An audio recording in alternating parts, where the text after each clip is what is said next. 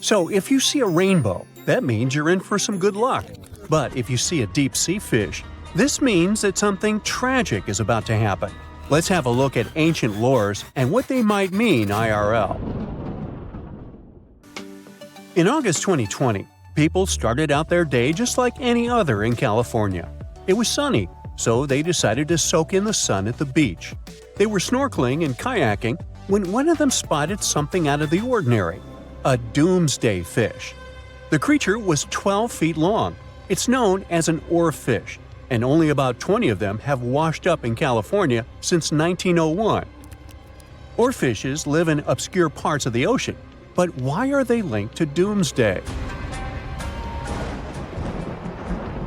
Japanese folklore says they are harbingers of disaster. These creatures were once thought to be sea serpents, and they are known as the messenger of the beautiful palace at the bottom of the ocean. The thing is, they only left the beautiful palace to warn humans about a disaster. That's why they're mainly known as bad omens. And when you see one, you can expect to see a tsunami or an earthquake right after. Even oceanographers confirm that this is a famous association. Now here's where it gets weird. The oarfish washed up near San Diego shores on the 10th of August. And then, on the 12th of August, a magnitude 4.4 earthquake hit Los Angeles. That's not the first time it happened. In 2011, in Japan, about 20 oarfishes were found stranded on the beaches and coastlines of Tehuco. Right after that, a magnitude 9 earthquake and tsunami hit the city. Something similar happened in the Philippines. On February 8, 2017, an oarfish was seen. 2 days later, a magnitude 6.7 earthquake struck the city and its nearby provinces. Sure, there is no way to prove both events are connected. The Seismological Society of America is adamant in saying that this is pure superstition. A recent study analyzed the coincidences and concluded that this association is statistically untrue. Can we say this happened literally out of the blue? Humans have historically noticed animals acting strange right before natural disasters. Earthquakes, floods, even tsunamis. It's like animals can sense something we can't.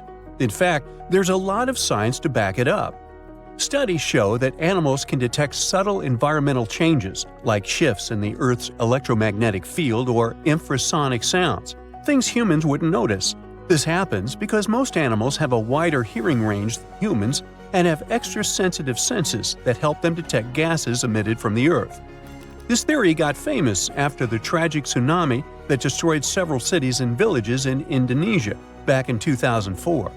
Most man-made warning systems shut down and didn't serve their role of warning humans about the disaster. Sensors were out of action due to maintenance, while other coastal areas simply didn't have any tsunami warning systems. Terrible timing, I know. Still, minutes and hours before the 30-foot wave hit the city, some animals sensed the danger and fled. Eyewitnesses say that elephants ran for higher ground, while flamingos abandoned their low nesting areas and dogs refused to go outdoors. A local reported that he saw a herd of buffalo turning their ears toward the sea and then stampeded to the top of a hill. A lot of the people that survived the tsunami used animals as their warning systems. Now, this is not the first time humans have relied on animals to save their lives. The first official account of when it happened dates back to 373 BCE. I wasn't around then, but the Greek historian Euclides reports how the local population saw rats, weasels, and snakes running from the town before a massive earthquake hit. So what exactly is it that animals can sense that humans can't? To find that out, scientists put biologging tags on cows, sheep, and dogs living in Italy. For about half a year, they tracked the animals. During this time, official statistics recorded over 18,000 quakes in the region. The most shocking information was that animals began to change their behaviors up to 20 hours before an earthquake. Before an earthquake, something called positive holes happen. It's an electric charge that flows from the crust up to the surface of the Earth. They can change the air molecules above where they appear, and animals can pick up on them. There's also evidence that animals might sense changes in groundwater. Before earthquakes, the stress in fault lines can release radon gas. which could alter the chemistry of groundwater. Animals that rely on it might detect these changes and react. Birds are also super sensitive to shifts in the Earth's magnetic field, which can change just before a quake. Another research happened near Mount Etna. Located in Sicily, Italy, it's one of the most active volcanoes on the planet. In 2002, a massive eruption wiped out a ski lift, 2 hotels, and a series of shops located near Etna.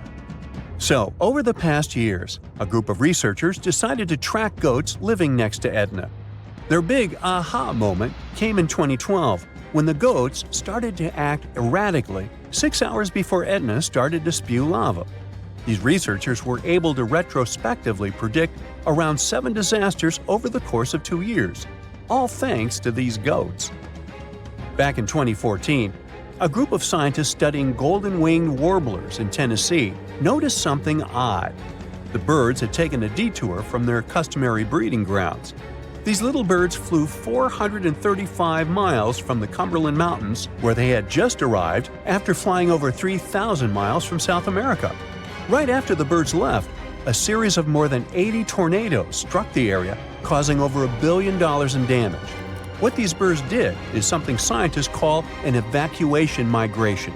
They sensed the tornadoes coming from over 250 miles away.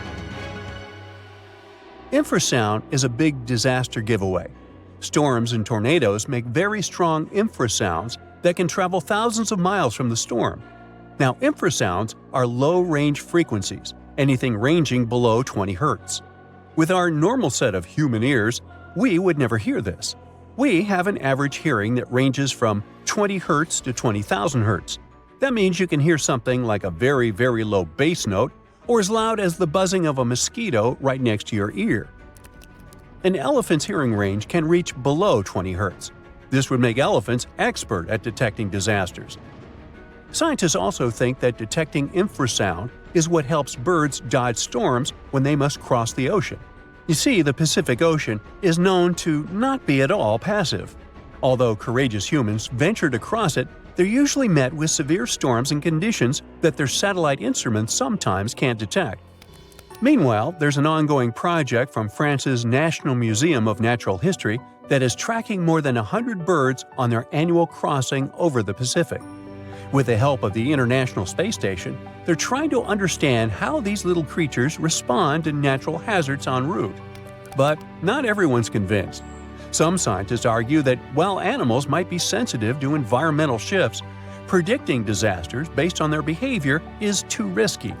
The U.S. Geological Survey has pointed out that many reported cases of unusual animal behavior before disasters are anecdotal, meaning stories and reports, and large-scale studies have yet to prove a direct link. Although humans don't have these super capabilities of predicting disasters, we have some things that might help us. Notice this. The next time you're in a place where lightning is going to hit, your hair will give a sign. If it stands on end, this means that lightning is aimed toward your beautiful person and is about to hit you. So run, find shelter, get inside a house. That's the best you can do in a situation like this.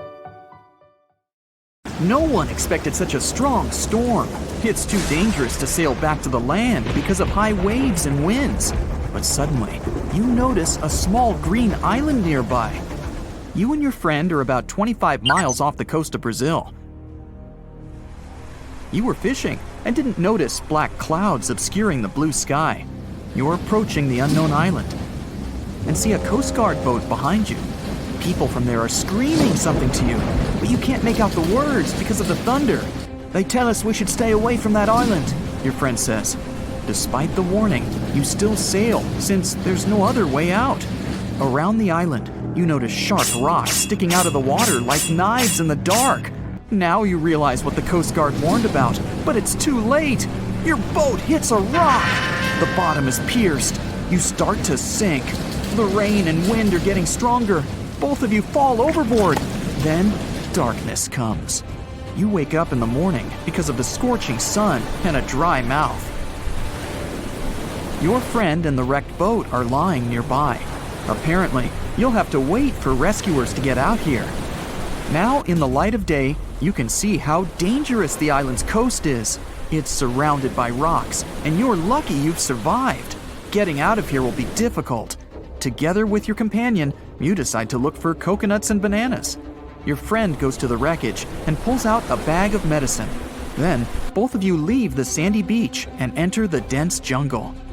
A couple of steps later, you hear a strange hiss. You see your friend. His eyes are filled with horror. Goosebumps run down your back.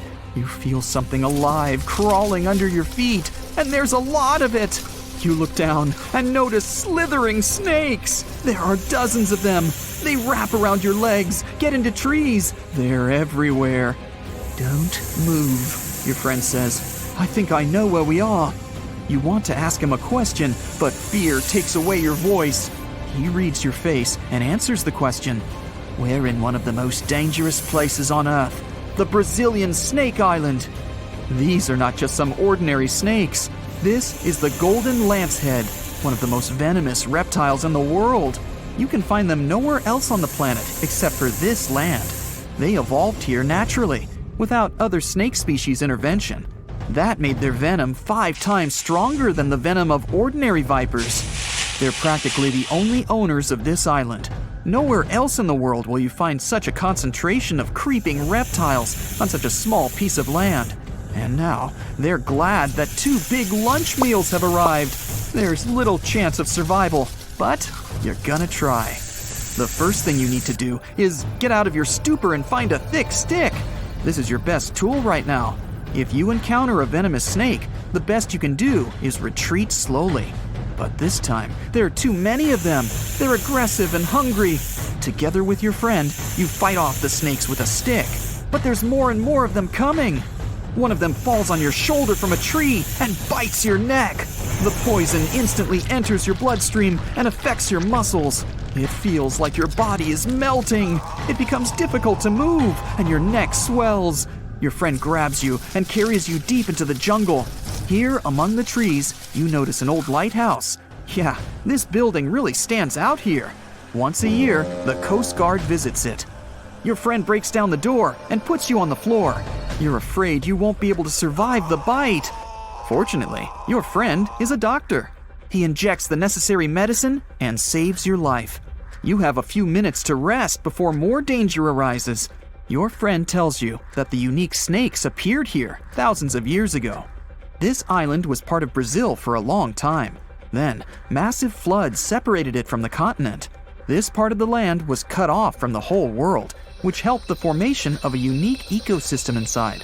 Vipers that lived here evolved into golden lanceheads. They quickly became the main masters of the island and destroyed all the other animals. But how did they manage to survive without food, cut off from the whole world? They did it thanks to nature and evolution. This island is a transit point for many birds. They stop here to rest during long flights. These birds become dinner for the snakes. Previously, a snake bite almost didn't harm the birds. They were frightened and flew away, leaving the snake without food. But over years of evolution, the island's owners have developed such a potent poison that one bite was enough for a bird to never take off again. There's also a legend that a pirate hid treasures here a long time ago. And, so that no one would ever find it, he brought snakes to guard his gold. Of course, there's no chest with coins here, but the island is attractive for modern pirates, even today. Golden lancehead snakes are an expensive commodity, so bad people often visit this place to hunt the reptiles. That's why the Coast Guard is always on duty around the island. People are forbidden to visit this place. And even if someone manages to get past the guards, they will have to face the rocks. Only biologists and scientists have permission to study the local fauna. A necessary condition for a visit is a doctor's presence in the team, so they can save people from the snake's poison. So we have pirates and hordes of poisonous snakes, but there's something else that makes the island even worse. At this moment, you hear rustling all over the building. Thousands of little paws are tapping on the walls and floor. You look around and see lots of giant cockroaches. Some of them are half the size of your palm. They crawl under your clothes. You and your friends scream in fear and run out of the lighthouse. Quickly, you reach the shore and fall into the water. It seems that not a single cockroach is left under your shirt. But that's not all. You hear a strange buzzing sound. You look around and see a dark cloud of flying beetles forming in the sky. It's locusts! Thousands of flying insects are heading in your direction. To avoid a collision, you dive under the water and wait for the cloud to pass by. You go up to the surface and move to the shore. Fortunately, there are almost no snakes here. You and your friend are afraid to approach the jungle and wait for several hours until rescuers arrive. You're nervously painting a pattern on the sand and make a promise that you'll never revisit this place. Finally, you see the lifeguard boat. You're trying to tell them you got here by accident. They believe you and evacuate you from the island. While you're sailing away, you think about what would happen if many poisonous snakes appeared in a village or a small town. It's difficult to imagine what kind of problems people would face. But in fact, there's no need to imagine anything. There is a place on the planet where locals live next to poisonous cobras, but it doesn't create any chaos. A human can live in peace and harmony with reptiles in that village. Welcome to Shetpal village in India. This place has a population of about 2,600, and it's located in the jungle. It's hot here. Locals are friendly and responsive. If you go into one of the houses, you'll see something that seems impossible. The king cobra, whose venom is one of the most dangerous in the world, calmly crawls around furniture and eats eggs and meat that people give. There's even a special corner for the reptile to relax from the scorching sun, drink water, and have a snack. People are happy about the cobra, as if it was a pet. In the village, cobras are everywhere. They come into houses and schools, crawl through the streets, and keep company during dinner. The locals consider them full-fledged residents. They adore them. The snakes are also used to people and don't see them as dangerous. The coolest thing is there has never been a tragic case in the village because of a poisonous bite. There's no other place in the world where cobras live in such harmony with people. In Russia, on the shores of the Baltic Sea, there's an enigmatic national park. The Dancing Forest is a place that no scientist has managed to explain so far.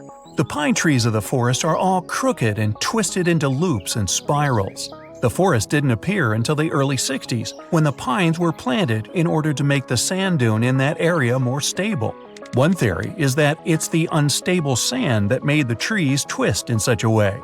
Other theories for the crooked trees are strong winds, or even supernatural powers. Some people say the forest is a place where positive and negative energies meet, twisting the trees. Local legend says that if a person climbs through one of the rings of a tree, it'll add an extra year to this person's life, or they'll be granted a wish. I like that one. Speaking of bizarre trees, and one grows in the region of Piedmont, Italy. There, a cherry tree grows on the top of a mulberry tree. The strange thing is that both trees are perfectly healthy. A continuous storm at Saturn's North Pole has an odd shape, a hexagon. This is probably because of the gradient of the winds.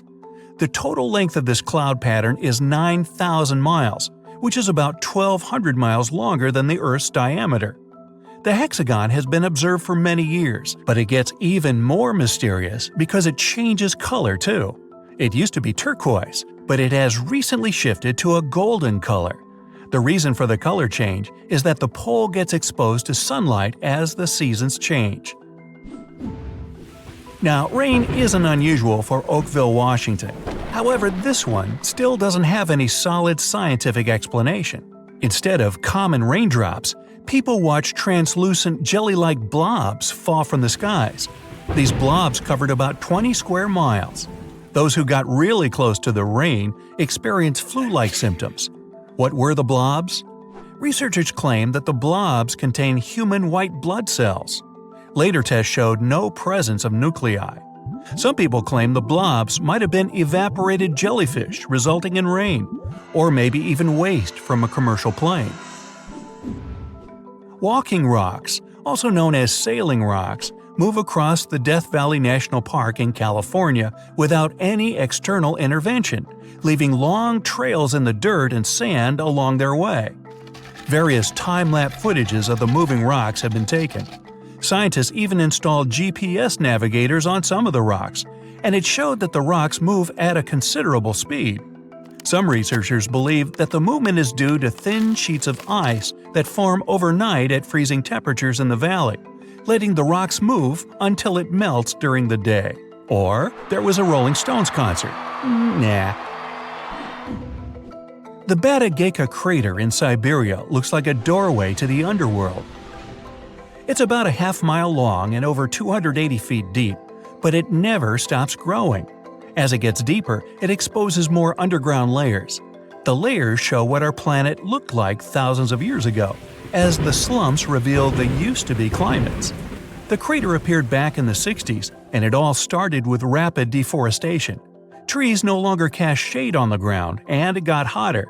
The permafrost melted, resulting in the crater formation. The throbbing hum in Taos, New Mexico has driven locals wild since the 1990s.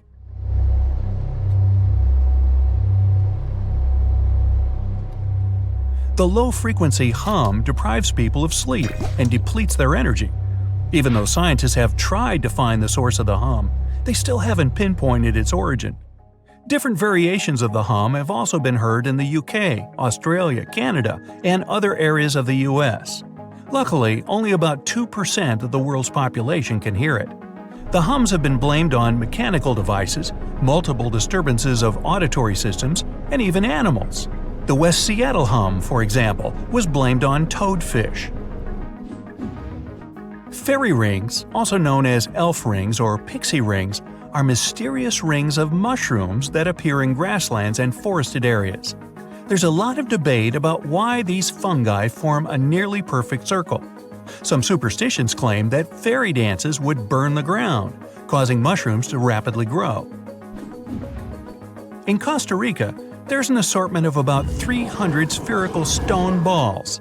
Locals call them las bolas, which is simply the balls in English. These stones have an almost perfect round shape. Some of them are huge, weighing up to 16 tons each. They're also made of different materials – gabbro, limestone, and sandstone. They're considered to have been put in straight lines in front of the chief's houses, but there's no precise information of their origin. Some myths claim that these stones originated in Atlantis. If you ever travel to the Mekong River in late October, you have a chance of seeing glowing balls rising from the water and beelining up into the air. Locals call these glowing balls the Naga fireballs. The size of the lights vary. The reddish balls can be as tiny as a spark and as large as a basketball. There can be dozens to thousands of balls a night. Scientists don't have any solid explanation for why it happens, but it could be due to flammable gases released by the marshy environment. Some superstitious locals are sure it's all because of a giant serpent living in the Mekong. Great balls of fire!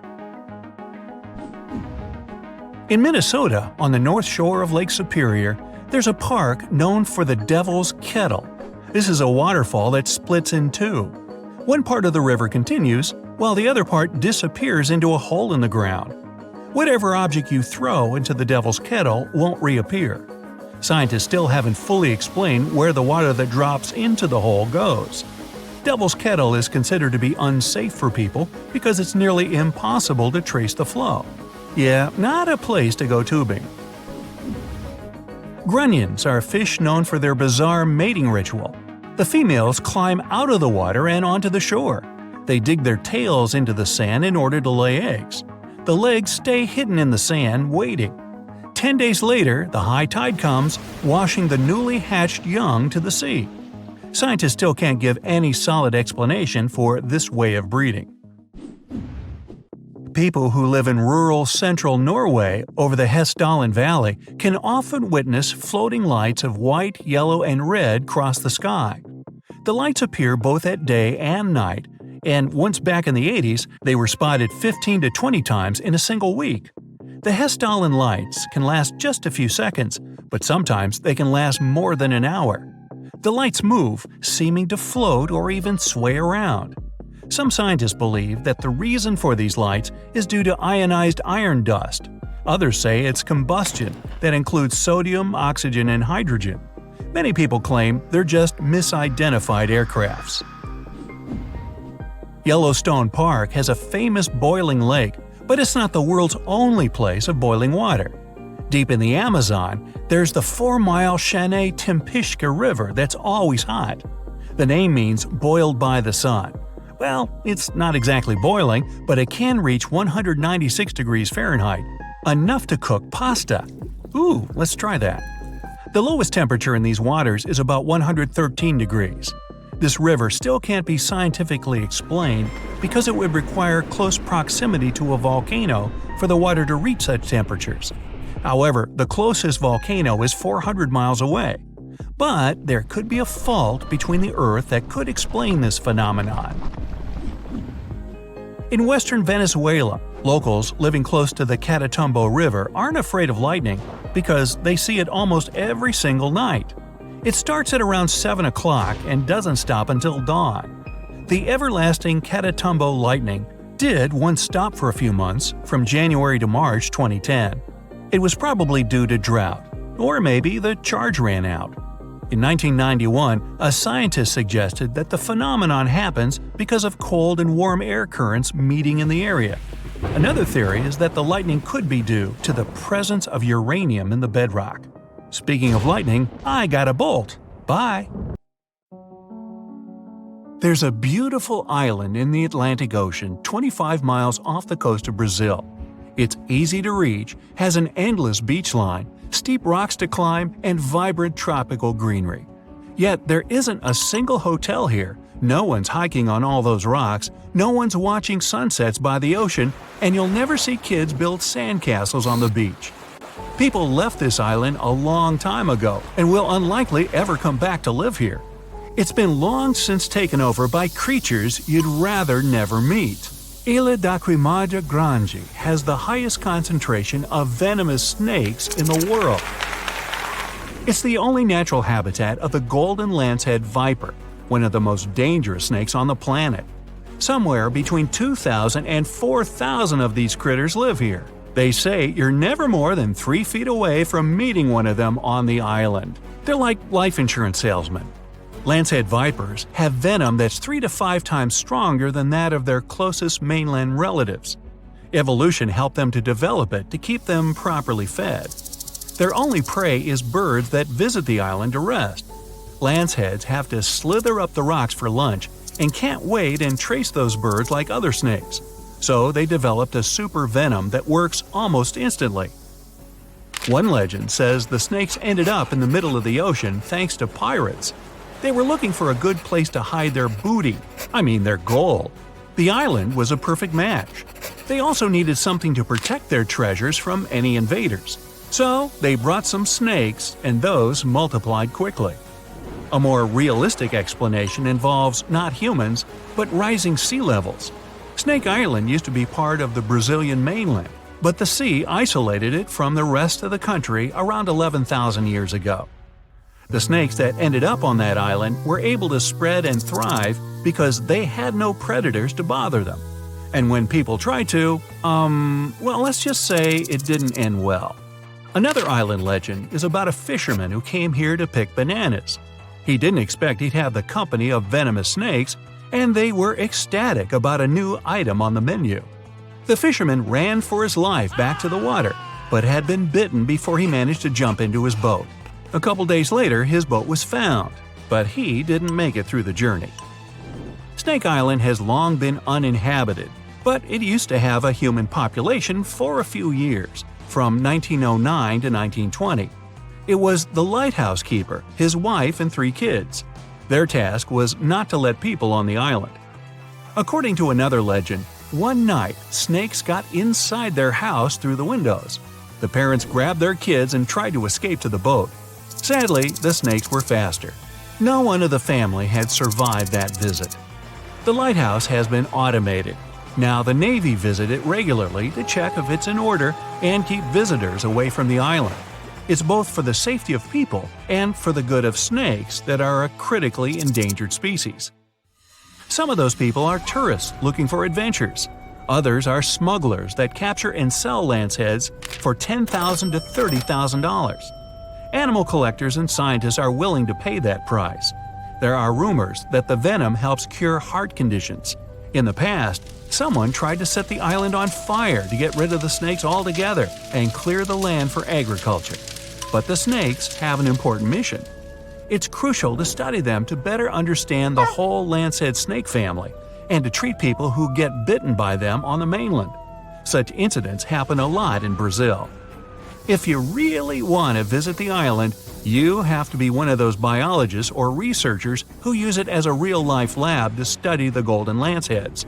You must go through a lot of paperwork and get an official permission for a visit.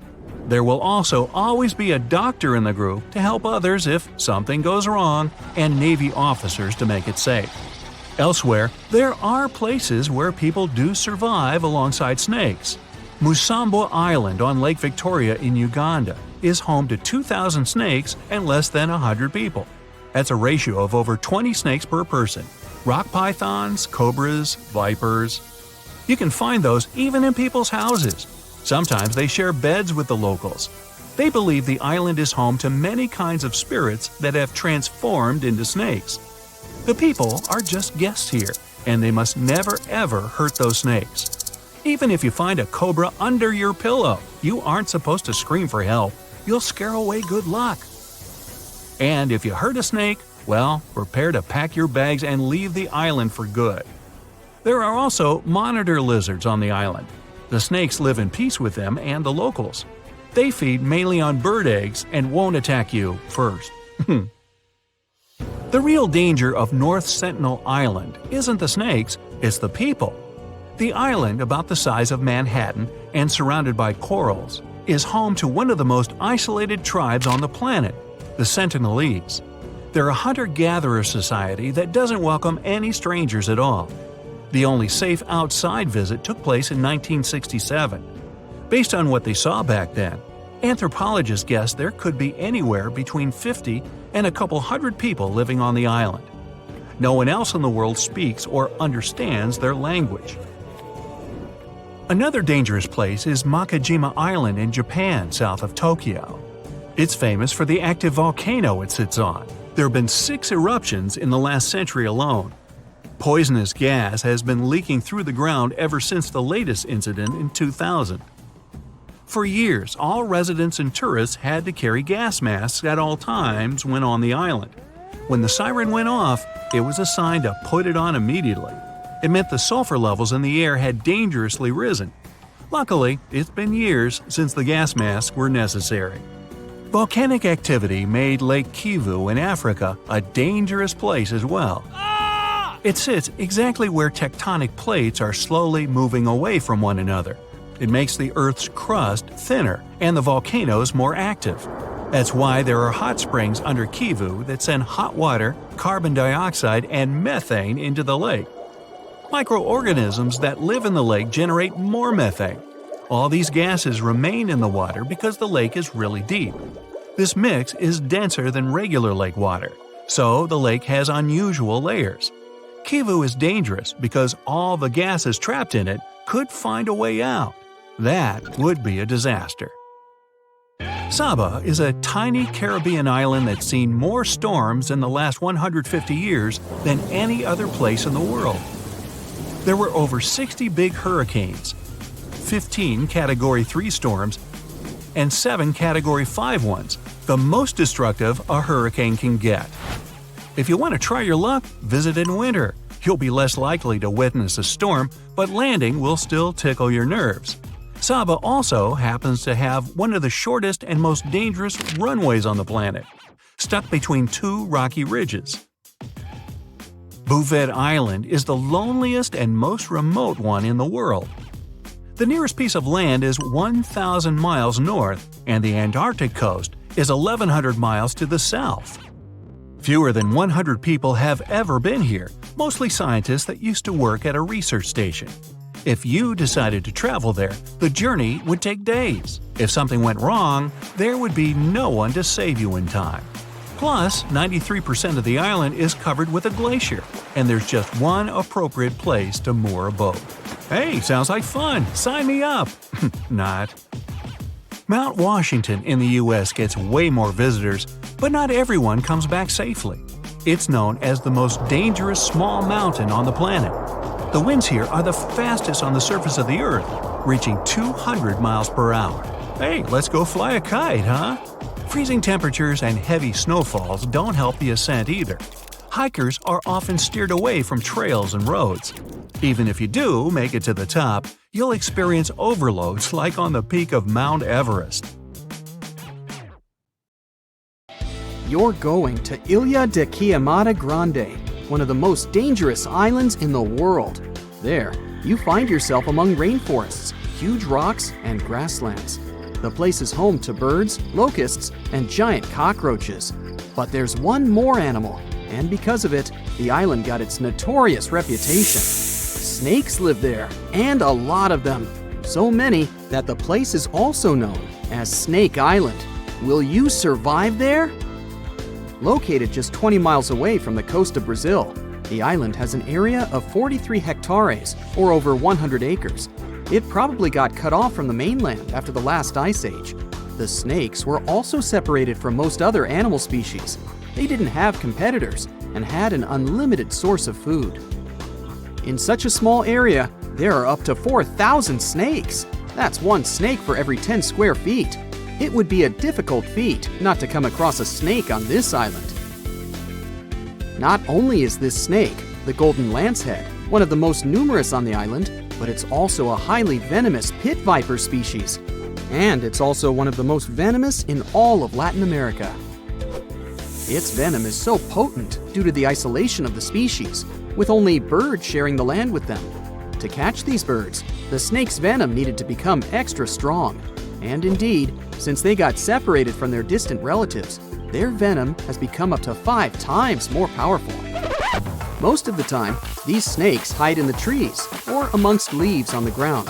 If you find yourself stranded here, you'll want to keep yourself a safe distance away. Snakes mainly use their sense of smell and rely on vibrations. If you get too close to one, either stand still or slowly walk away. If you make too many vibrations, this will make them feel threatened, causing them to strike. If you spot them a safe distance away, or if you're walking toward tall grass, stamp your feet a couple of times. This will notify snakes of your presence. They won't risk taking down prey larger than they are and will likely slither away. Carrying a stick is always a good idea, just in case you happen to come across a snake accidentally. This way, you'll have an extension of your arm that cannot be bitten. This simple thing might save your life. A stick with a V shape on the end will give you even more advantage. Even if a snake starts acting aggressively, holding it down will stop it in its tracks. But whatever happens, don't try to pick it up. Okay, but what if you get bitten? The chances are pretty high on this island, of course. First of all, don't try to get the venom out on your own. Make sure you call emergency services immediately. And once help is on the way, apply a wide bandage. A piece of clothing will do if you don't have anything else. Don't try to chase the snake trying to identify the species. Emergency services know how to figure out what venom it is. Now, just keep calm and wait for help. You might be wondering who you can call on this abandoned island. Well, since it's strictly prohibited to visit this place, there are signs advising to stay away all over the island, along with a number you can call if you run into trouble. Let's say you've successfully avoided getting bitten. The next thing to consider is what you can eat there. Snake Island was previously known as Ilha de Queimada Grande, where queimada is Portuguese for forest being lit up, or forest fire. The reason for that was the fact that the entire island was deliberately set on fire to make room for a banana plantation. Unfortunately, the banana business didn't turn out to be a success, probably because farmers got sick and tired of snakes. But some banana trees still thrive today, and they can provide you with some much-needed nutrients. You'll also want some protein in your diet throughout your stay. Luckily, along with the snakes trapped on the island, there are also cockroaches. These giant prehistoric-looking roaches come out at night to feed on plants. Get that barbecue started and enjoy the rare delicacy this island provides. A great way to survive on the island is to avoid it altogether. If by chance you happen to be sailing past, keep in mind that this place was once connected to the mainland. Rocks beneath the waves are very likely to damage the bottom of your boat if you get too close. make sure you keep an appropriate distance when traveling past. Sure, this island is intriguing, but please remember that no matter how close you get to it, you won't be able to see snakes from the boat. You can only see these creatures if you get close enough, which you really shouldn't do. And it's not only reptiles that make this location dangerous. Pirates visit the island quite often. Not the sea shanty singing peg-legged arr pirates, but bio-pirates who come there to capture the very thing that makes it so dangerous. They come there for snakes, to catch them and sell them illegally. Since the island got cut off around 11,000 years ago, the golden lancehead has evolved within its own unique habitat. So, although there are many reptiles on this island, they're still an endangered species. Due to their limited numbers, their value is very high, reaching up to $30,000 on illegal markets, which gives biopirates the motivation to catch them. I can think of better ways to make a living. Anyway, let's say you've got all the resources necessary to survive in one of the most dangerous places on Earth. Do you think you would manage this feat? Perhaps you think it's impossible. You'd be surprised at how possible it can be, if you know what you're doing. It turns out many have visited this scary place before. Research teams often come there. They study the golden lancehead snake, its environment, and its food sources for conservation purposes. But scientists always make sure there's a doctor on the team. There's also a lighthouse on Snake Island. It had been operated by people until the 1920s. Then it became automated. One guess why. Brazilian authorities visit the lighthouse once a year to make sure it's still functional. Locals on the mainland know the reputation of the island, so the stories of people going missing are minimal. But one group of fishers once got too close to the island. As they were sailing along their normal route, they accidentally neared the shore. Their boat hit a rock under the waves and began filling with water. As the boat was quickly sinking, the men had only two options: to try to survive in the rough sea or swim to the shores of Snake Island. It was a hard choice to make. After all, they had heard the stories, and it wasn't just about snakes. Rumor had it that the island was cursed. Regardless of the stories, the fishers chose to take their chances with Snake Island. After making it to the shore, they tried to be careful. Their knowledge of the island could help them survive.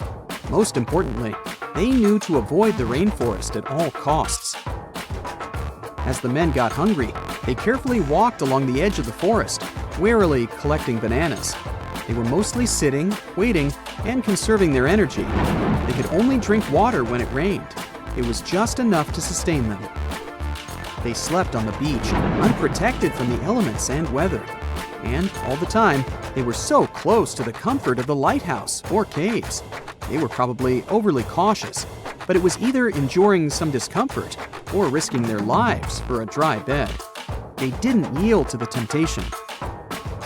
They managed to survive for 3 days without being bitten by a snake. After that, a passing boat finally rescued them. So, now you know, anything is possible. Back in 2009, people in Ishikawa, Japan, saw a kind of rain no one's ever seen before. It was raining tadpoles. First reason is that the wind that day was so strong, it lifted and carried all those tadpoles away in no time. The second possible reason is that big birds, such as gulls, just dropped them while they were flying to their nests. Some scientists believe these creatures were hauled off the ground by a waterspout and rained down later. By the way, that day, people found not only tadpoles, but also frogs and fish instead of puddles. And yep, it can be raining worms too. Some people claim they've seen snake rains. Yay! It was a lovely spring in 1876 in Bath County, Kentucky. Mrs. Crouch was making soap in the yard of her house when she suddenly noticed it started raining meat. It wasn't ground meat. Those were large 3 inches in diameter chunks of meat falling right on her. 2 volunteers were brave enough to try that grisly-looking meat of unknown origin, and they said it tasted like lamb or deer. Well, they were no foodies. It turned out to be beef. Such cases were registered in Europe too, and the only logical explanation of meat showers is that buzzards flying over just drop meat pieces they save for lunch. With no luggage, their bodies are lighter and they can fly easier. Wow, I wish it rained donuts on me once. Rains aren't unusual for Oakville, Washington, but this one still doesn't have any solid explanation. Instead of common raindrops, people watch translucent jelly-like blobs falling down from the skies. These little things covered about 20 square miles. Those who got really close to that sort of rain said they felt bad the next day. Scientists studied those blobs and realized they contained human white blood cells, but other tests later showed it wasn't true. Some people think these might have been evaporated jellyfish, which resulted in rain, or it could simply be some waste from a commercial plane.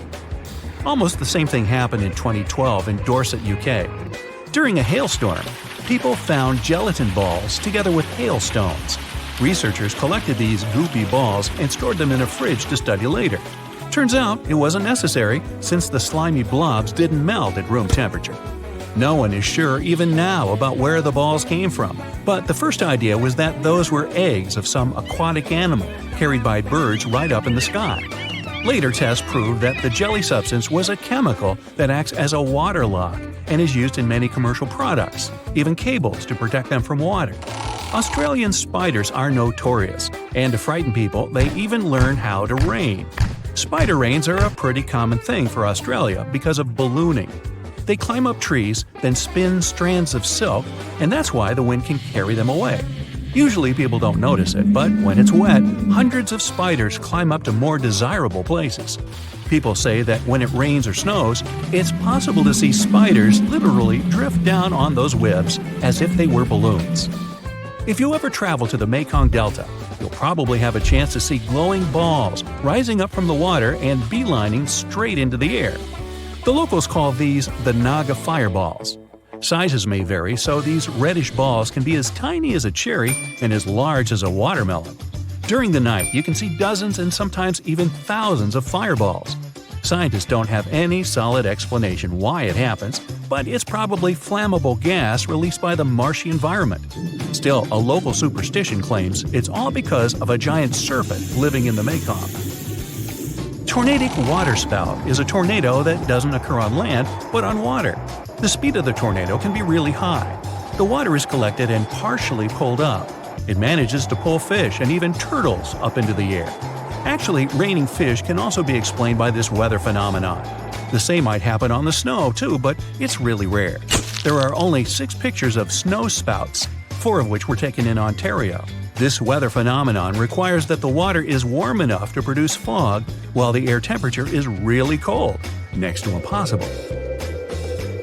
Lava is red, sky is blue, I'm on bright side, and so are you. Okay, I made that up. But the part about the lava being red can change. That's true, especially if you see the lava flowing from Kauai Gen volcano located in Indonesia. It has a typical red color during the day, but at night it turns luminescent blue. No mystery behind it, just tons of sulfuric acid. This volcano also has the largest acidic crater lake in the world. The water there is so turquoise, you want to jump in immediately, but you probably already guessed that you should never ever do that. The fire on that volcano is also blue, and it's the largest blue fire in the world, rising up to 16 feet. In some places, water may look like glass. White salt ponds might look like windows or even portals to the world underneath. They have their look because of salt evaporation, and such lakes can be found in France and India. But the Cargill salt ponds in the San Francisco Bay Area look even crazier because of vibrant colors. The shades vary. It can be deep blue, grass green, orange, crimson, vermilion, and even magenta. The color difference is all about the different levels of salinity and tiny microorganisms living in those ponds. On the shore of the Baltic Sea in Kaliningrad District, Russia, there's an enigmatic national park called Dancing Forest. The pine trees are all crooked and twisted there. The forest didn't appear until the early 60s, when the pines were planted to make the dune sand in that area a bit more stable. It's probably the unstable sand that made those trees twist that way. Another reason why those trees are so crooked might be strong winds. Some people claim it has something to do with supernatural powers. They say this forest is a place where positive and negative energies meet. Locals believe if someone climbs through one of the rings in those trees, it'll add an extra year to this person's life.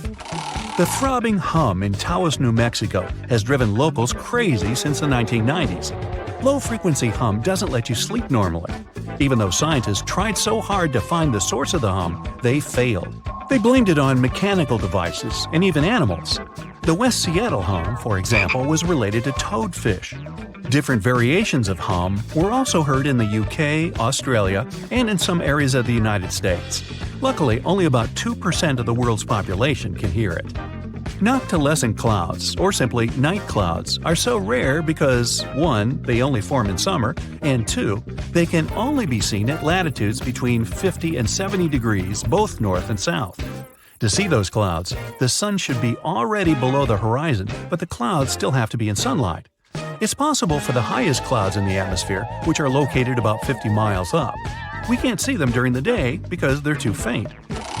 Fairy rings, also known as elf rings or pixie rings, are the enigmatic rings of mushrooms that appear in grasslands and forested areas. Scientists can't explain why these fungi can form nearly perfect circles. But the superstition claims that fairy dances would burn the ground, causing mushrooms rapid growth. In fact, it's partially true. The mushrooms grow in places where grass withered. The Amazon River, one of the longest on our planet, stretches for 4,000 miles, which is more than a drive from Vienna to New Delhi. But there's one river in South America that beats the Amazon River twice. First, it's wider. Second, nobody ever saw it. It's an Amazon underwater twin called the Hamza River, and it runs 2.5 miles underneath. Scientists found it 10 years ago, back in 2011. Don't blink, or you'll miss this rarest weather phenomenon. Red sprites are electrical discharges in the sky that look a bit like an aurora. It's super powerful, about 10 times stronger than any regular lightning, but it lasts just a couple of seconds. They were first photographed in 1989, and there are still very few photos and video recordings of this lightning. To make a video that can clearly show red sprites, it should be at about 7,000 frames per second. Well, I'm out. Today, I'm going to tell you about creatures that had unique features which allowed them to grow to incredible sizes. They were some of the most impressive animals to have ever existed on our planet. The Argentinosaurus is a genus of sauropod dinosaurs that lived approximately 97 million years ago in what is now South America. Scientists think it was one of the largest land animals ever, with a length of up to 100 feet and a weight of up to 100 tons. A farmer stumbled upon a giant leg bone while tending his cattle. That's how he discovered the first fossils of the Argentinosaurus in Argentina in 1987. Further excavations uncovered more bones, revealing a massive dinosaur that would have dwarfed most other animals of its time. The Spinosaurus, meaning spine lizard, is a genus of theropod dinosaur that lived around 97 million years ago in what is now North Africa. It is believed to be one of the largest carnivorous dinosaurs to ever exist, with a length of up to 60 feet and a weight of up to 23 tons. The Spinosaurus is known for its distinctive elongated sail-like structure on its back. It was likely used for thermoregulation.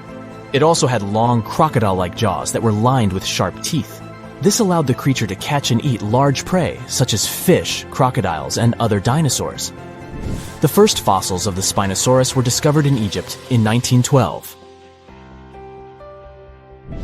The sperm whale, Physeter macrocephalus, is a species of toothed whale that is the largest toothed predator on Earth. It also has the largest brain of any animal species. It is found in oceans all over the world and can dive to depths of up to 7,000 feet in search of food. You can easily recognize sperm whales by their massive, block-shaped heads, which can measure up to 1/3 of their total body length. They have dark brown or grayish-blue skin and a distinctive wrinkled appearance. The Titanoboa is an extinct genus of a giant snake that lived approximately 58 million years ago. It is considered to be the largest known snake ever. It could grow up to 42 feet and weighed around 2,500 pounds.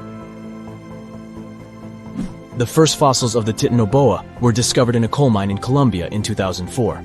This discovery meant a lot because it provided insights into the size and behavior of snakes during the Paleocene era, as well as the overall climate and ecosystem of the time. The blue whale, Balænoptera musculus, is the largest animal on Earth, measuring up to 100 feet in length and weighing as much as 200 tons. These marine mammals are found in oceans all over the world and can live up to 90 years. Blue whales have a long, streamlined body that is usually blue-gray in color with mottled patterns. They have a small dorsal fin and 2 pectoral fins that are about 1/3 the length of their body. Blue whales feed on tiny shrimp-like creatures called krill, and they eat a lot. A single adult blue whale can eat up to 8,000 pounds of krill in a day. The Leadsichthus is an extinct genus of large, bony fish that lived during the Jurassic period, approximately 155 million years ago. It is believed to be one of the largest fish that have ever lived. Some estimates suggest that it could grow up to 55 feet in length. The first fossils of Leadsichthus were discovered in England in the 19th century, and more recent discoveries have been made in other parts of Europe, South America, and Africa. Despite its enormous size, the Leadsichthus was a filter feeder, similar to modern-day whale sharks, and likely fed on plankton and other small organisms. The creature did it by simply swimming with its enormous mouth open, filtering water through its gills. The pterodostro is an extinct species of flamingo-like birds that lived approximately 35 million years ago. They were relatively small birds with a wingspan of about 2-3 feet. And they were known for their distinctive long, narrow beaks equipped with comb-like structures used for filter feeding. The pterodostro lived in shallow bodies of water, like lakes and lagoons, and mostly fed on small crustaceans and other tiny organisms. The animal filtered them from the water using the comb-like structures on the inside of its beak while swimming through the water. The African elephant is the largest land animal on Earth and one of the most recognizable ones. There are 2 species of the African elephant, the savanna elephant, Loxodonta africana, and the forest elephant, Loxodonta cyclotis. You can see them in various parts of sub-Saharan Africa. These creatures can be identified by their large size, gray skin, and long trunks. African elephants can grow up to 13 feet tall and weigh up to 14,000 pounds, depending on the species and gender. Your heart is racing. You're running for your life from one of the biggest creatures you've ever seen. A giant reptile on 2 legs, sprinting right behind you. You hear the sound of a raging river next to you, but decide not to jump in. Thick leaves and bushes keep blocking your path, and you keep getting stuck in the mud. Everything around you is out to get you, and there's nowhere to hide. You spot a hollowed-out tree trunk and crawl inside. Whatever's out there is getting closer and closer. You hear deep guttural breathing and huge stomping. It's getting closer. You see a large tail from a crack in the tree trunk, swinging and knocking down bushes and small trees. Whatever it is, it's sniffing you out like those dogs at the airport. And right next to your face are giant bugs the size of a house cat. Perfect. You've always been scared to even look at crawly little things, but this one's so close and so big, you can actually see its facial features. It's looking at you like you're the alien. You want to scream, but can't. Then, out of the darkness, more bugs. They're curious things, flicking their antennas all over your body. Okay, this is too much. A bug is one thing, but now, a giant centipede thing is crawling your way. Its fangs are the size of your thumb. You dart out of the tree trunk and come face to face with a giant monster. It stops and stares at you, knowing you have no place to go. Claws and teeth the size of bowling pins. That's enough to keep you up at night. It's getting ready to charge right at you. Welcome to the most dangerous period and area in history for a human, the mid-cretaceous Sahara. This place was thriving around 100 million years ago in what would now be North Africa. Back then, the continents were all arranged differently, and the weather was wild. Extreme storms were pretty common, and temperatures would rise and fall like a Mexican wave at a soccer stadium. Then, sea levels started to rise. Water flooded the chem region, an area between modern-day Algeria and Morocco. Over the next millions of years, asteroids, volcanic eruptions, and other natural disasters wiped out everything else. Bye-bye, dinosaurs. Thanks for playing. You probably think of the Sahara as one of the most inhospitable places on Earth. But back when it had trees and rivers, it was even more dangerous. The famous River of Giants was a huge river system that stretched from modern-day Egypt all the way to Morocco. The land was flat and not much vegetation grew there, but it was enough for life to exist. Frightening, scary life. That creature you're staring at, it's a giant, scary-looking theropod, and it's out to get you. Imagine a T-Rex-like dinosaur that's more than 32 feet tall and has an epic jawline. Scary stuff. They were the top dogs in the food chain back then. And that's why this place and period in history was so unique. The entire area had an incredible imbalance between hungry dinos and poor little dino snacks. There wasn't enough food to go around. Scientists were never able to find much evidence of herbivores. That means it might have been a royal rumble of carnivorous creatures waiting to pounce on each other at any moment. So, after a while of having a stare-down contest with a giant theropod, a shadow creeps up on you from behind. You're too scared to turn around, but the growling is louder than anything you've ever heard. It shakes you to the core. You turn around and see a Spinosaurus, and that's about all you can see. You know how they always show the T-Rex as the king of the dinosaurs? Well, this one would be, what, the emperor? It stands about 50 feet tall and has a sail of scales on its back, the size of a regular human. Then add in a crocodile-style snout with razor-sharp teeth and some short, powerful legs. Its diet mainly consists of river fish, but it's looking at you like you're a delicious fish taco. The two alphas are now in a standoff, with you stuck in the middle. But before you close your eyes and get ready to be eaten, they begin fighting each other, knocking down trees. You tiptoe your way out of there and run. The further you go, the better, right? Wrong. Not here, because everywhere you go, there's going to be something dangerous. During this period, there was danger in the sky, in the water, and on land. There were small mammals scurrying around here and there, but they mostly stayed in the shadows to avoid danger. After 5 minutes of running as fast as humanly possible, you make it out of the forest and onto an open plain. Bad move. Now there's nowhere to hide. Suddenly, you hear another shriek. You look behind you. Nothing. It's just short grass everywhere. Then you tilt your head up to the sky and see what looks like a giant bird. Only these are technically flying crocodiles. There were plenty of huge pterosaurs that ruled the skies. Alanqua saharica was a flying reptile that may have eaten fish in the river. Those fish must have been tasty. It had a huge wingspan and long, slender jaws. Oh, and it was the size of a small bus. This one found you and is racing down to catch you. You run for your life, again. And this time, there's no place to hide. Suddenly, you feel talons grasping onto you and you're lifted off the ground. You soar up. If you weren't scared out of your mind, you might have noticed how beautiful the giant river channels below you are. The Alanqua maneuvers like a fighter jet, headed for the mountains, dodging all obstacles. You see a large nest with some mini beasts in it. They're hungry and as large as you. Not a great combination. You try to break free, but it's impossible. The creature drops you in the middle of the nest and flies off. You try to cover yourself, but the little ones keep pecking away. It's only a matter of time before it's too late. You look down below you and see the river. You can't tell how deep it is, but it's got a really strong current. You're out of options. You dive into the raging river and get dragged along with the current. Safe for now-ish. Imagine it's 2021. You're walking along one of the hottest and driest places on Earth, the middle of the Sahara Desert, only to find fossils of oversized fish. They ranged from bite size to bus size. Even freshwater sharks lived there.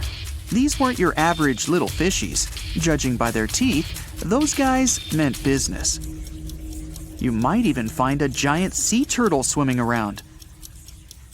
Okay, back to your wacky adventure. Luckily, you wash up on a safe sandy part of the river where you're able to relax. You drink some river water and try to find a safe place to make camp. Every noise you hear makes you jump. You sit down and try to enjoy the calmness of ancient Earth. Just when you feel you can finally catch your breath, You see a Spinosaurus walking along the river on the prowl. You run off and hide under a bush. It passes you by. You're safe. Or not. It turns, shakes the bushes, and sees you. Just then, a large boom scares it away. It's the sound of you jolting awake. You turn on the light and see your cat staring at you. Those dinosaurs seem so real, probably because of that documentary you were watching right before bed. The entire mid-cretaceous ecosystem depended on rivers for daily life. Just like all ancient civilizations, rivers were essential for the creatures of the time. And very recently, scientists discovered a new species of snakes that went extinct back then, with no known descendants. To understand these ancient ecosystems, it's important to know a lot about fossils. You might find two different fossils side by side, but those animals might have lived millions of years apart. How heavy is the largest living snake? How can a snake eat a whale? Get ready, I'm about to answer these questions. Before the last ice age, giant mammals like mammoths ruled the world. The modern animal kingdom we're familiar with was shaped around 55 million years ago. I mean, there were still 1,000-pound bear dogs living from Asia to America. But modern whales, for instance, began to appear later. I'm saying modern whales because, surprise, surprise, whales weren't always fully aquatic. The ancestors of the ocean's biggest animals once walked on dry land. They had 4 legs and lived on the coast. Now, I want to introduce you to a snake that used to eat these whales, the Paleophis, a genus of a marine snake. Scientists say it's hard to understand how big the Paleophis was due to its fragmentary fossil record. They assumed that it could have reached up to 40 feet long. Its fossils were found in different parts of the world, from England to Morocco and Virginia, USA. The Paleophis is extinct now, and sea snakes today are only about a quarter of the size this majestic creature used to be. So no need to worry about this underwater monster. But there once was an even bigger snake, the Titan boa. It was around 50 feet long and most likely weighed over a ton. It used to live in what is now known as northeastern Colombia around 60 to 58 million years ago. Scientists say that it mostly fed on fish.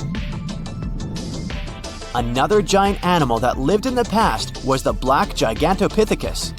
These primates aren't related to gorillas. They lived in the area of modern China. Some people believe that they're still alive, but so far, no one has laid eyes on them. Some people even go further and say that the stories of Bigfoot or Yeti are based on these animals. This rodent became extinct about 2 million years ago. Its main habitat was South America, more specifically, Uruguay. What's astonishing about this species is that it was the largest rodent ever known. It was bigger than a bull. Scientists believe that it weighed up to 1,000 pounds. A distant relative of this rodent is still alive today. It's called the pacarana. It's a rare animal that lives in South America. It weighs up to 33 pounds and measures up to 31 inches, not including its cute and fluffy tail. The Arthropleura was an insect that lived in prehistoric times. Imagine a giant millipede measuring up to 8 feet in length. Here you go. It was one of the largest land animals of its era, about 315 million years ago. The Arthropleura's shell was covered with tough plates. These plates were there to protect the creature from damage. Most of the time, it burrowed into the ground to avoid becoming some other animal's dinner. Meet the megalodon. Millions of years ago, this shark lived in the ocean and ate other marine creatures. It had wide teeth, and its jaws were so powerful that the animal could finish off its prey with the force of its bite. It was one of the largest sharks to ever exist. Yet, this predator also went extinct. Scientists don't really know the reason. This made me wonder why animals were so big in the past. Nowadays, smaller creatures flee or hide from predators. But apparently, it wasn't like this before. Many centuries ago, animals didn't just run or hide, they fought back. Research suggests that this behavior may have been the most important motivation for prey to grow bigger. A study compared the skulls of ancient animals to those of their modern peers. The skulls of predatory animals have become shorter and narrower, while the skulls of the animals they hunted have become longer and broader. This means that predators learned to become experts in hunting, while prey worked on developing their defense skills. You see, a larger body size was a great advantage because it made it harder for predators to take down the animals they hunted. The bottom line, self-defense made prehistoric animals larger. The second reason why ancient animals were larger is related to their bones. They had hollow bones, which are lighter than solid bones. This type of bone allowed large animals to move quickly. Let's take sauropods. They were a dinosaur subgroup. Sauropods had giraffe-like long necks and snake-like long tails. Compared to their body size, their head was really tiny. But since their bones were quite light, they could move around without having to carry additional weight. The eating habits of these animals were also related to their body size. When experts examined the fossils of one extinct mammal species, they found out that these animals had a diet that was high in nutrients and low in fiber. And this mammal was the largest land animal of its period. In other words, following this diet, mammals could grow to be very large. There was plenty of food out there, so they didn't have to worry about finding it. Fun fact, these animals also took chewing out of the picture. They could swallow their food in large pieces instead of taking small bites. Environmental conditions also played an important role in the evolution of larger animals in prehistoric times. Those animals tended to live in warm, moist climates that provided them with a lot of food. They didn't have to compete for food sources. Researchers believe that because of these conditions, natural selection worked in a certain way. I mean, body size was more important than such traits as agility and speed. Oh, and did you know that large animals tend to produce more carbon dioxide? And ultimately, a bigger volume of carbon dioxide increases the amount of vegetation in the animal's habitat. As for the abundance of oxygen in the atmosphere at that time, it could be another vital element for some animals' growth. A good but scary example of an animal that benefited from the high levels of oxygen can be the cockroach of the Paleozoic era. At that time, cockroaches were the size of modern house cats. Now this one would give me the chills if I ever faced it. Ugh. What about today? Well, there are over 3,000 species of snakes on Earth. The smallest snake in the world is the Barbados thread snake. It's only around 4 inches long when fully grown, and the largest one? It's the reticulated python. This snake reaches around 20 feet in length. The longest python was discovered in 1912. It measured 32 feet long.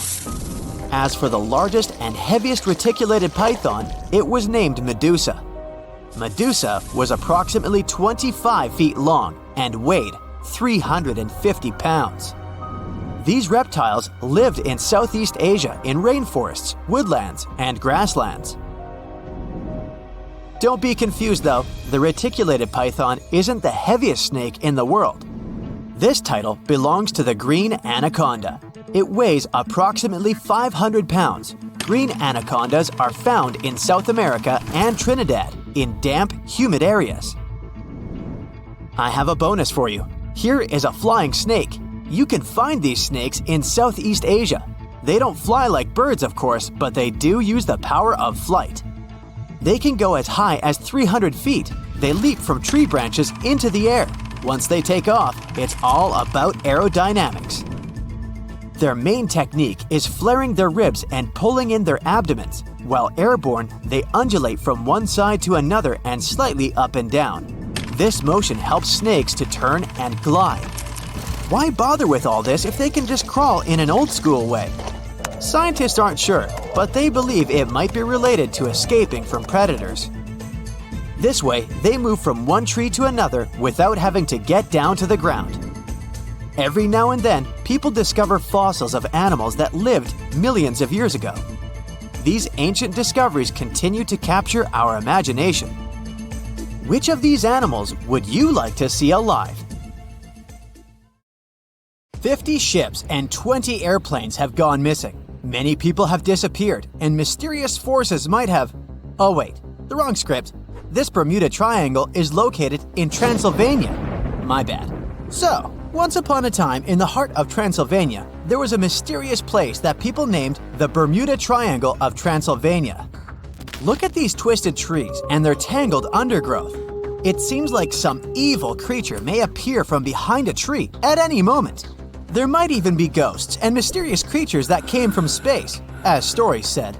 The forest became so popular in the 1960s when a man was chilling there on a warm August afternoon with his girlfriend and a couple of friends. Suddenly, his girlfriend pointed at something unusual in the sky. A man came closer to the spot where she was standing and, to his surprise, saw it too. It was a weird silver disc shining in the sky. He quickly pulled out his camera and took 4 photos before the creepy object bolted away. The object was there for a mere 2 minutes, but the man developed his film and the picture ended up being published in local papers. Many people were skeptical about this. They claimed that those were most likely some weather balloons that looked like a spaceship because they were photographed in odd lighting. But no weather balloons, blimps, or any other objects were in the sky above the forest on that day. Spooky, huh? That's not the only campfire legend from that area. Stories say that those who ventured too deep into the murky depths of this creepy place often did not return, which is how it got its nickname in the first place. There was a shepherd who entered the forest together with his 200 sheep. They were never found again. People have also been whispering stories about a 5-year-old girl who disappeared one day. She re-emerged one day, 5 years later, wearing the same clothes as the day she went missing. Plus, she hadn't aged a day. There are people who entered the forest and did manage to return, but with severe burns, high fever, and some other health issues they didn't have before. Some were sure that happened because the subsoil had lots of natural uranium with a high level of radioactivity. And according to others, it's not unusual that you come to this forest and feel like someone's watching you or your electronic devices just switch off. And now, here's something that's not a legend. The forest has a rich history. Some sources say it was home to the oldest settlement in Romania, dating all the way back to 6,500 BCE. Trees themselves are pretty mysterious. They grow in creepy spirals or have some unexpected zigzag patterns. Even though some scientists have come there to explore this phenomenon, they couldn't find the answer to why they're like this. It seems as if trees are twisting their limbs so they can reach out and grab you when you're not looking. And that's what's interesting. Each of these twisted trees spirals in a clockwise direction. But legends say lots of inexplicable things have happened in a specific part of the forest where you can't find trees or any other types of vegetation. It's a perfect circle called the clearing. The perfect name for a horror movie inspired by all these stories.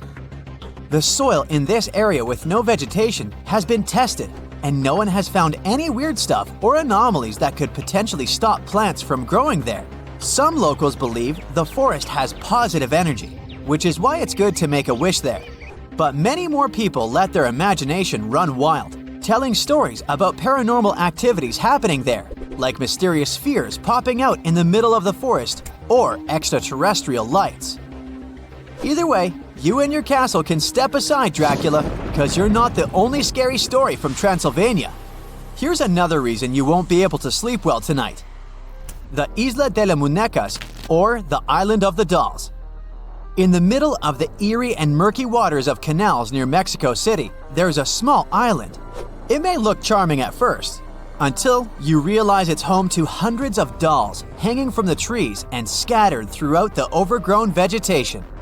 These dolls are old and decaying. They've lost their color over time, and their once cheerful faces are now twisted into expressions of despair and horror. There is a sad story behind this disturbing place. It says the island used to be home to a reclusive man who left his family more than 50 years ago to live alone on the island. He started obsessively collecting dolls that were lost in the canal. The story says he even traded products he grew to locals to get more dolls. The man didn't clean these dolls nor show any interest in fixing them. he would just decorate his island with them regardless of the state in which he found them. Even those that looked good ended up ruined due to winds and rain. They weren't just outside, his cabin was full of these scary dolls too. Many people were terrified of this place, claiming it was cursed, but others believed the dolls safeguarded the island. Moving to the suburbs of North London, where you can find the mysterious Highgate Cemetery. It's definitely not a typical resting place for the dearly departed. This cemetery has so many peculiar graves, including those of Karl Marx and Douglas Adams. But that's not what draws visitors to its gates.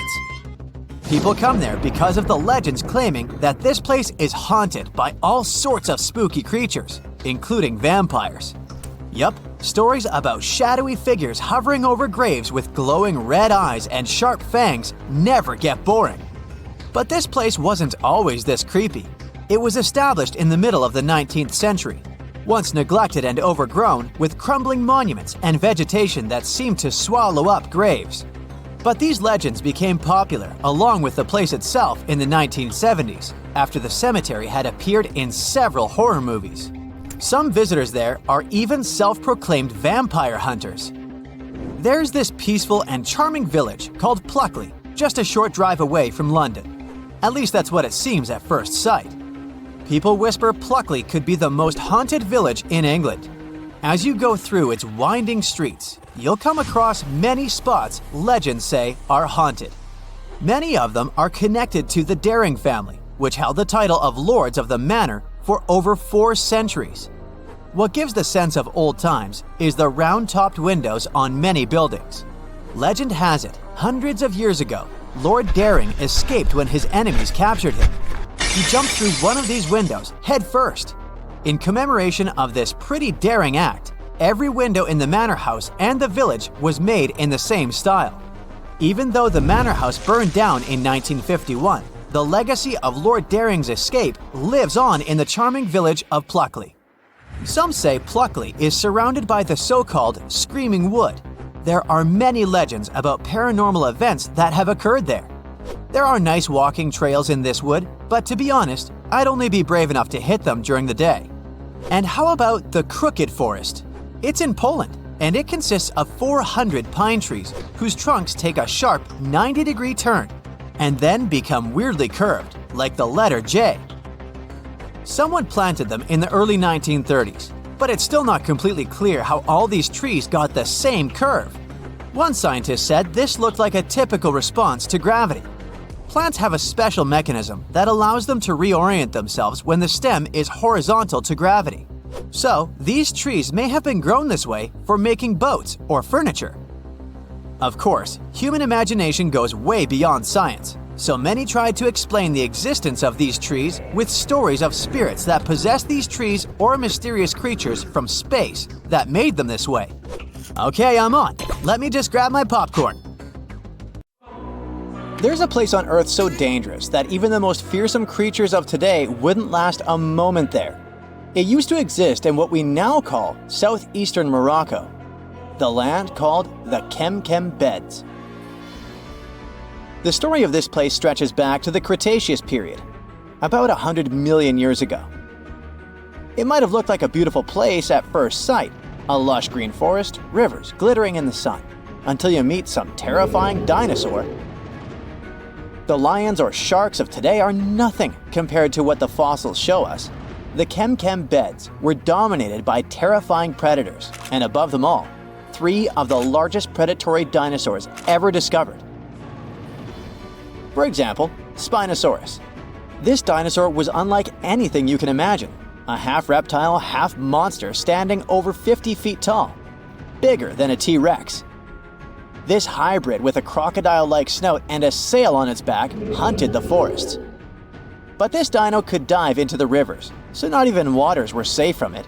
It could catch huge fish, as if plucking them from the shallows. There was also Carcharodontosaurus, a carnivore with the name that literally means shark-toothed lizard. Its razor-sharp teeth could slice through flesh with terrifying ease. This monster stood almost as tall as a house and was faster, stronger, and more aggressive than nearly anything that had ever walked the earth. There was also Delta Dromaeus, a raptor-like dinosaur built for speed. It was a quick-moving ninja that stalked its prey with horrifying precision. Oh, and the skies were a fun place too, with all these pterosaur creatures flying around. These guys are often mistaken for flying dinosaurs, but they were actually a different kind, more like close cousins of dinosaurs. These majestic reptiles soared above the chem beds and had wingspans that could stretch up to 30 feet. The fingers were feathery, with a fourth finger kinda like bats. They could glide through the air so easily thanks to their super light skeleton. But it wasn't just the dinosaurs that made the chem bed so horrifying. The waters also hid their own dark secrets. They were home to giant, terrifying fish and crocodile-like creatures.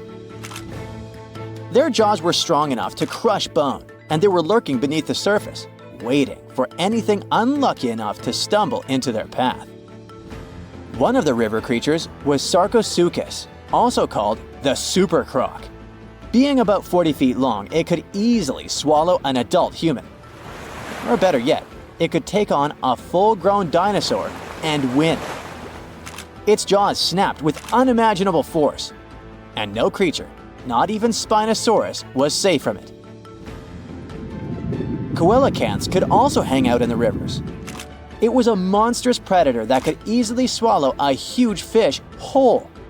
They had these creepy, icky fins that moved in a way similar to how human arms and legs move.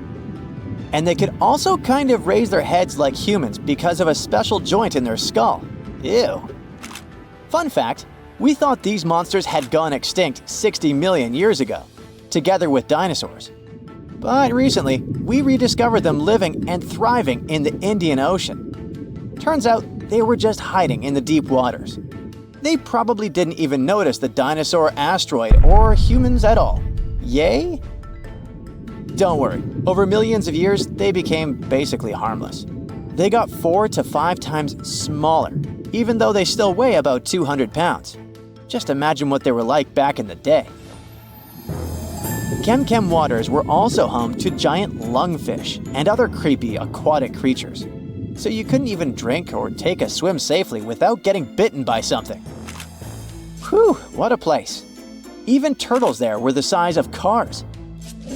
Imagine trying to survive in a world where creatures like this are literally everywhere. And I mean everywhere. This place was unique not because huge beasts lived there, but because of the sheer number of predators.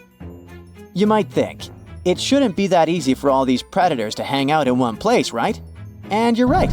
Seems like prey was scarce there. That's even more chilling. All the predators just wandered around, hunting whatever meager life remained. And if there's none, then fighting each other. For years, scientists have wondered why it was the case. Maybe that's just how life was back then. And all corners of Earth were crazy like that. Or is there something special about this place? Some even say that maybe it's just because we only found predators' fossils, while normal, friendly animals have disappeared, and that the fossil record might be skewed. But who knows? And the environment itself was just as fascinating as the beasts who lived there, just a bit more friendly. It's hard to imagine, but back in the day, this desert was a green paradise, humid, and full of rivers. The heat of the sun scorched the land. The climate was hot, so hot that even the poles were warm. The weather there was extreme. Dry seasons followed by intense storms, which shaped the land and life. The giant rivers carved their way through this landscape. They stretched from the Sahara, emptying into the ancient Tethys Ocean to the north. If you were there, you'd see vast, interconnected basins, and beyond them, the central Atlantic Ocean. The floodplain stretched out beneath a sweltering sky. The rivers were just as wild as local animals, flowing lazily one day, but raging like furious beasts the next. At first, these rivers were powerful, carving deep channels through the land and creating wide sandbanks. But over time, they slowed down, and the landscape changed into shallow ponds and salt-covered flats. As water gradually faded away, it left behind a patchwork of wetlands and slow-moving waters. Right now, the chem beds is a vast, rugged desert where time has stood still for millions of years. If you visited it, you'd see a giant escarpment, its rocky face winding along the border of Morocco and Algeria, bathed in the sun's harsh light. Beneath your feet would lie layers of fossilized history. That's one of the reasons why scientists were long fascinated with this place. It must be one of the most comprehensive collections of fossils ever discovered in northern Africa. There are fossils from other parts of Africa, of course, like Egypt's Bahariya Formation. But they don't tell us much about life during this time, not like chem. That's all because those rivers we mentioned in hotter and drier places, they've eroded or still remain buried under the sand. The first discoveries from chem began in the late 1940s. A scientist named Schubert uncovered bony fish fossils among the escarpment near the Morocco-Algeria border. Just a few years later, a paleontologist, René Lavoca, took things to the next level. Traveling by camelback, he scoured the desert landscape and uncovered a real treasure trove of fossils. He found the partial skeleton of a massive herbivore dinosaur. Finally, at least one peaceful creature in the chem beds. This long-necked giant roamed the ancient river valleys and ate leaves like a good boy. For the next several decades, scientists only did small-scale fossil hunting expeditions to this place. There were modest discoveries made here and there. Then, in the 1970s, German paleontologist Helmut Alberti led his team to the chem beds, and that's when things took a wild turn. They uncovered fossils of prehistoric fish, crocodiles, dinosaurs, and pieces of the infamous Spinosaurus. Imagine being one of the scientists on that team. They were probably jumping from excitement. By the mid-1990s, the fossil game changed dramatically. Incredible new species were identified from the chem beds. Over the years, the discovery pace has only accelerated. Paleontologists, armed with new tools and techniques, have uncovered more fossils than ever before, and there's only more to come.